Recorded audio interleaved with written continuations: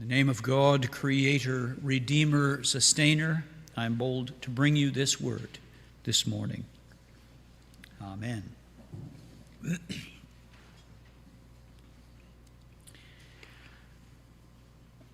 This is a pop quiz. You weren't expecting a pop quiz. Quick show of hands, how many of you grew up in a household where the Sabbath was religiously kept?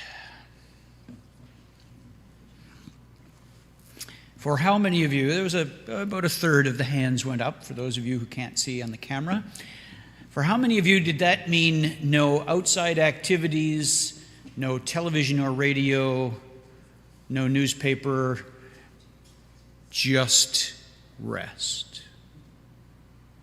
I see at least one. I knew where the head nod was going to come from because I came from that place, and I know some of those same people, Helen.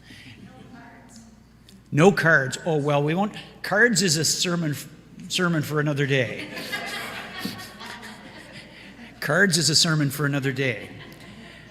But my point is, there's enough living memory in the room here to remember that Sabbath used to be kept. Well, most of us are aware that there was a time like that. A time when the Sabbath was considered a sacred and special day. And for much of our lives, and even for some of mine, Sabbath meant Sunday and Sunday meant Sabbath. It was a day when, except for going to church, and maybe more than once, not much else was allowed. All right, how many of you remember multiple services on a Sunday?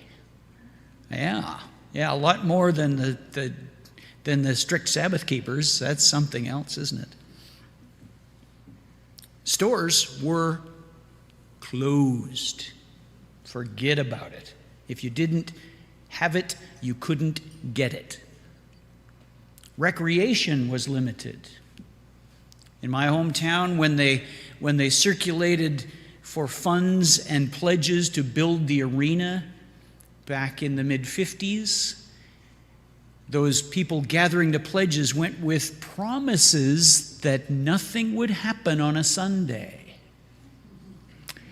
And one of the women in my congregation, who was a significant donor to that project, said to me before she died, "I'm considering asking for my money back."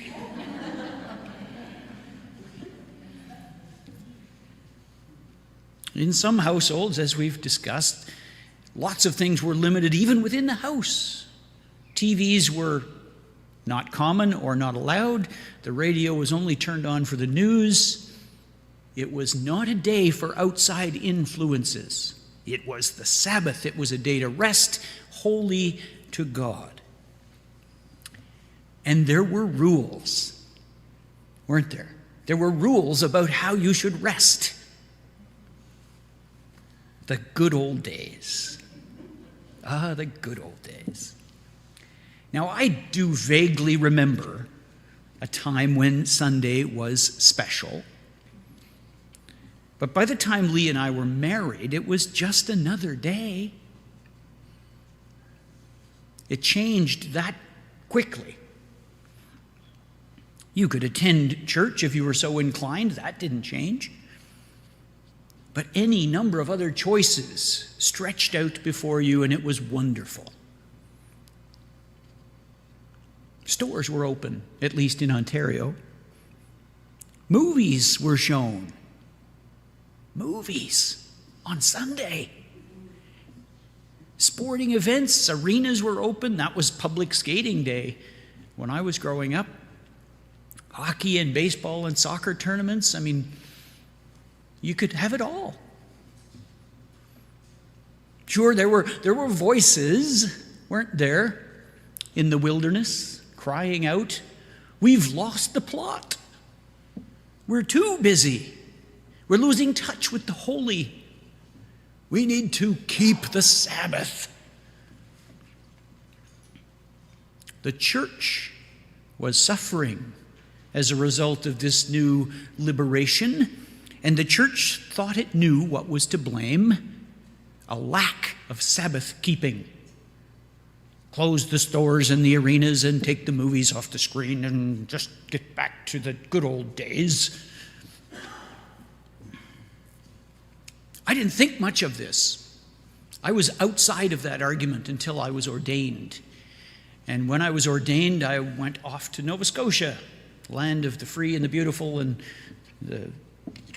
everything was lovely.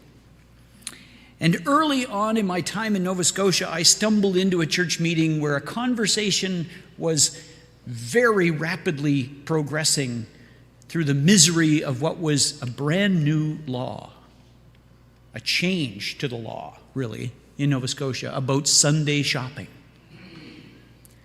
They had just in 2006 allowed widespread Sunday shopping in Nova Scotia. There had been pockets, usually around tourism, where you could shop on Sundays, but generally speaking, before 2006, if you needed it, you couldn't get it on Sunday. And that had just changed. And I walked into a room, and this debate was raging, and people were banging on tables, and it was really quite entertaining. And yours truly walked into the middle of that and said, "What's the big deal? What's the big? I mean, I'm from Ontario. We've been shopping on Sunday for 30 years. What's the big deal? Big deal is apparently I didn't know what a big deal it was. Apparently, we have to educate this new guy." Now, the furor died down not long after most of one of my choirs met me in the grocery store Sunday afternoon. That's a sermon for another day.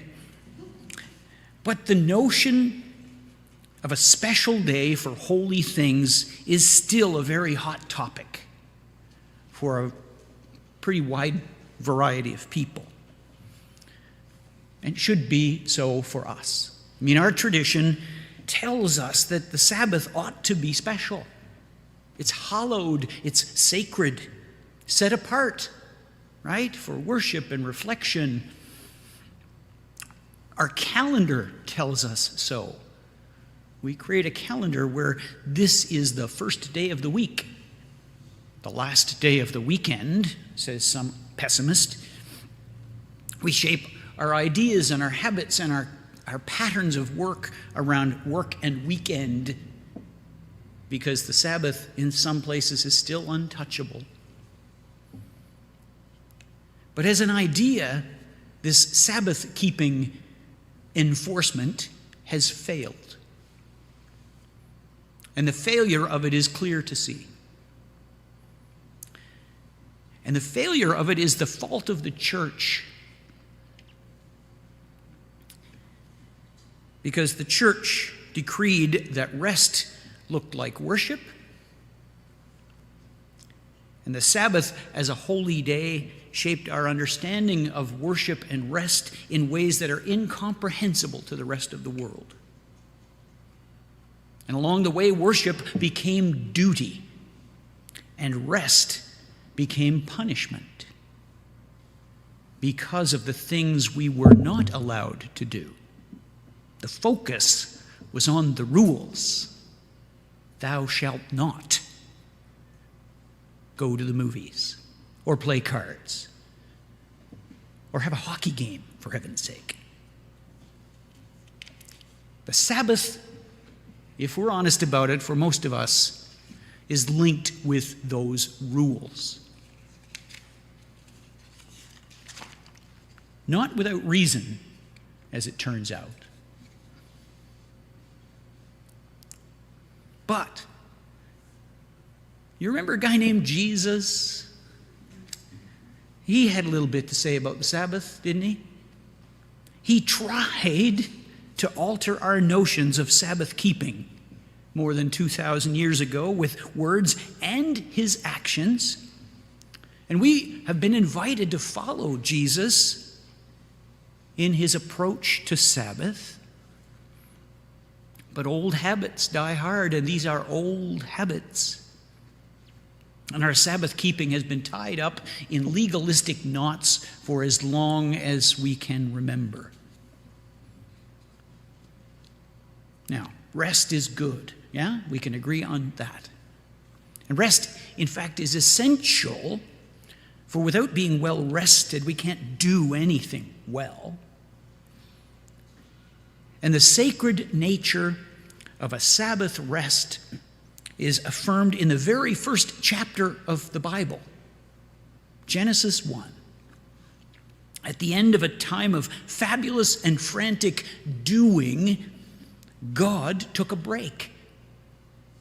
One day to do nothing. Satisfied with all that had been done, God honored a period of doing nothing and called it holy, a day of rest. And this was the start of a great idea. Because all work and no rest makes even God a little less than. But as this community of faith developed around these ideas of the holy, there came an opportunity to weave the principle of Sabbath rest into the fabric of this newly liberated nation of Israel. That's where things got complicated. Through much of Exodus, Leviticus, Numbers, and Deuteronomy, the conversation is about how do we order ourselves as a people of God. And that comes with rules. These are the books of the law, after all. So if you scan quickly what the law says about Sabbath keeping, you might understand why it's so fraught for us. The declaration of the Sabbath as a special day is gradually shaped into something that wasn't quite intended. The first mention of it in Exodus 20 is fairly simple. God rested, so should you. That's all. Remember the Sabbath and keep it holy. For in 6 days God created all that is, and on the seventh he rested. That's it. A little later, as the text tries to explain what that means, there's talk of rest for your animals, and even for homeborn slaves and resident aliens. In other words, not just God's people, all people. Then in Exodus 34, it gets a little tetchy. Right? Remember there's that little bit where Moses is away too long and they decide they need something to worship and they build a calf and they dance around a fire. And Moses gets angry and throws down the stones and everything goes to heck, right? So that requires another renewal of the covenant, another reminder that these are the rules that are supposed to help us. So Exodus 34, there's a suggestion that you should even rest in the busy times, even during plowing and harvest. Take your day of rest.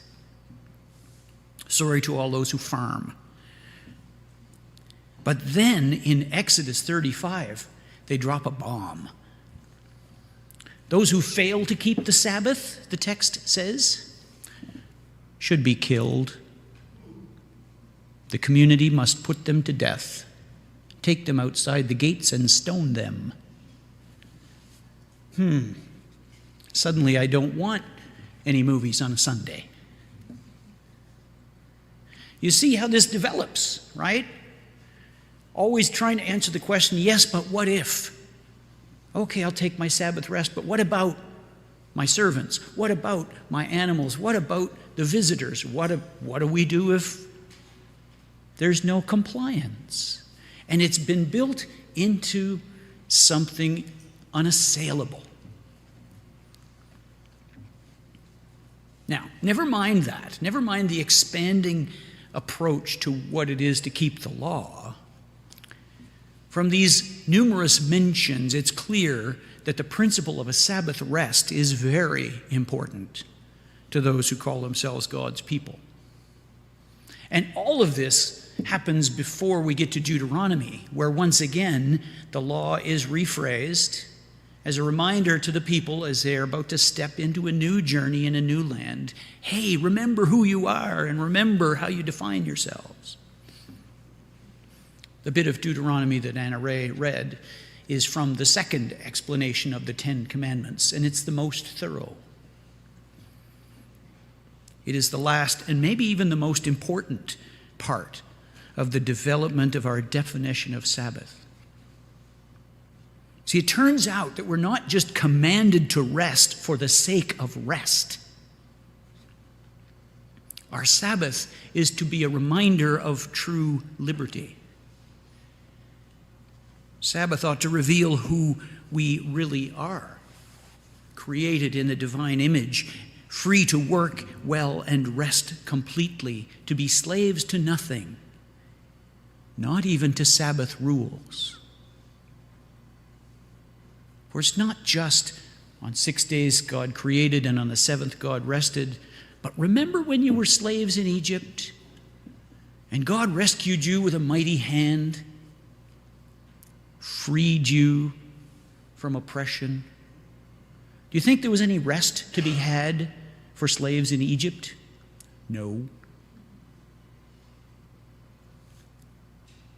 The law is now tied to a reminder of what it is to be caught up in something that is not God. Remember your previous slavery and give everybody a break, yourselves included, on Sabbath.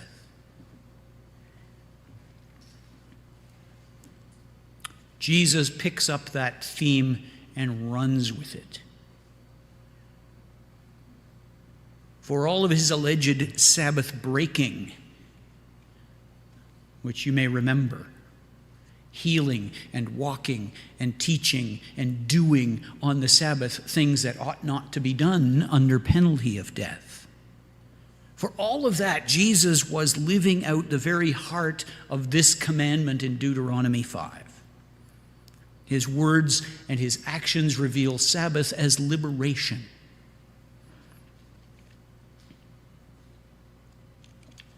Ever since the gift of the Exodus, God's people have been invited to build one day into their week and 1 year into a cycle of 7, just to recognize this gift of God. A gift that reminds us that while work is good, so is rest. While work is essential, so is rest. This is a gift that honors our need to be renewed. And Jesus did his best to remind us that the Sabbath was made for us, not the other way around. Sabbath rules lock us to the Sabbath in a way that's not healthy. Jesus wanted to undo that. In Mark 2, he is suggesting that we had become slaves again, slaves to the rules around Sabbath. We have once again missed the point. Now, our approach to Sabbath keeping is always going to be challenging. Old habits are hard to break. The legacy of those ancient rules still clings to our social and cultural conventions. But there is a remedy in Jesus. Come to me, he says, all you that are weary and carrying heavy burdens, and I will give you rest. Take my yoke upon you. Learn from me, for I am gentle and humble in heart, and you will find rest for your souls. For my yoke is easy and my burden is light. Jesus acknowledges burdens of all kinds, the ones that we carry together and the ones that we carry within ourselves, including the burdens of tradition and habit, burdens that encompass all we do and all we are.